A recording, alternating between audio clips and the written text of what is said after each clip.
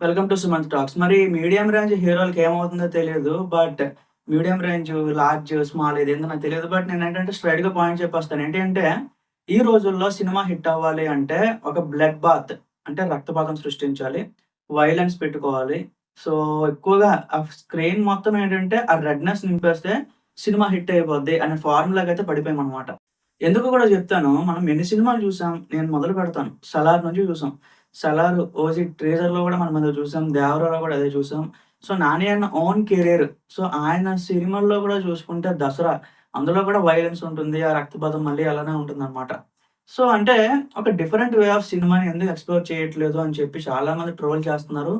Hit 1, hit 2 బావుంటాయి పర్వాలేదు. Hit 2 మళ్ళీ క్లైమాక్స్ ఎక్కడో నాకు అంతగా సాటిస్ఫై అవ్వలేదనమాట. హిట్ 3 వచ్చేటప్పటికి మళ్ళీ ఏదో ఒక సైకో షేడ్‌లోకి తీసుకెళ్తున్నాడు. సో, మళ్ళీ ఆ రొటీన్ టెంప్లేటే వాడుతున్నాడా ఏంటి అని నాకైతే అనిపిస్తుందనమాట.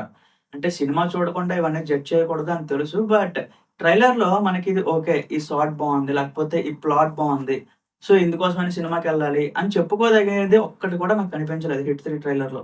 సో, అది నాకు నిజంగానే కొంచెం మైనస్ అనిపించింది గైస్. ఎందుకంటే ట్రైలర్ యొక్క మెయిన్ మీనింగ్ ఏంటి అంటే, ఎవరినైనా ఇప్పుడు రెగ్యులర్ ఆడియన్‌ని థియేటర్‌కి రప్పించే విధంగా డిజైన్ చేయాలి. బట్ ఇక్కడేంటంటే ట్రైలర్ చూసినాక ఏదో ఎక్కడో పోయిందేమో. అంటే అగైన్ ఆ హిట్ 1, హిట్ 2 లాగే మళ్ళీ రిపీట్ అవుతుందా? అంటే రీసెంట్‌గానే మన తెలుగులో కాదు మలయాళంలో 'మార్కో' అనే సినిమా వచ్చింది. మీరు కూడా చూసే ఉంటారు. సేమ్ ఇలాంటి జోనరే ఉంటదది కూడా. అంటే ఆడియన్స్ ఏంటంటే వెంటనే ఇలాంటి సినిమాలు దించుతున్న కొద్దీ అలిసిపోతున్నారనమాట. ఎంతకన్నా ఎంకరేజ్ చేస్తా ఉంటారు. సో, వాళ్ళకైనా సరే ఒక కొత్త టెంప్లేట్ కావాలి ఫస్ట్ థింగ్. అంటే మెయిన్ థింగ్ మన టాలీవుడ్ ఇండస్ట్రీలో ఎవరైనా అలా చేయగలరు అంటే నానియే. సో, 'హాయ్ నాన్న' గాని, 'సరిపోదా శనివారం', 'దసరా' సో, ఒక మంచి మంచి స్క్రిప్ట్స్‌నైతే ఎక్స్‌ప్లోర్ చేస్తా ఉంటాడు. మంచి మంచి ఈ కథలనైతే తీసుకొస్తా ఉంటాడు. బట్ ఇక్కడేమైందో తెలియదు. మళ్ళీ 'హిట్ 3లో' మంచి స్కోప్ ఉంది. ఒక యూనివర్స్ అంతా సెట్ అవుతుంది.